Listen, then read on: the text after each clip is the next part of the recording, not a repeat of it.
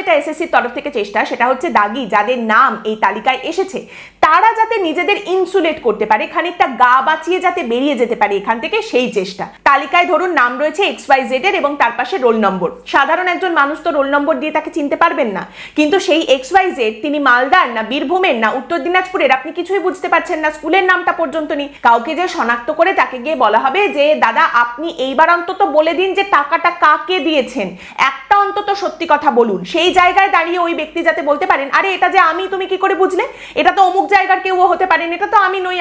এই জায়গাটা করে যাতে তারা এড়িয়ে যেতে পারেন, বেরিয়ে যেতে পারেন, সেই রকম একটা চেষ্টা তাদের জন্য করা হচ্ছে, সেরকম একটা পথ তাদের জন্য খুলে রাখা হয়েছে। এবং তারই সঙ্গে দেখুন বারাসাতের একজন তৃণমূল কংগ্রেসের নেতা ঈশা হক, তার ছেলে নাজিবুল্লাহর নাম রয়েছে দাগিদের তালিকায়। তিনি তেড়ে ফুড়ে এখন বলছেন যে আমার নাম কেন থাকবে, আমি এই নিয়ে কোর্টে মামলা করতে যাব। সুপ্রিম কোর্টে তো বলে দেওয়া হয়েছে যে এসএসসির কাছে অরিজিনাল ওএমআর শিট নেই, সেই কপি এসএসসির কাছে নেই, তাহলে এই তালিকার বৈধতা কোথায়? আমি সোমবারই হাইকোর্টে যাব, আইনজীবীর সঙ্গে কথা বলে নিয়েছি, আমি এই নিয়ে মামলা করব।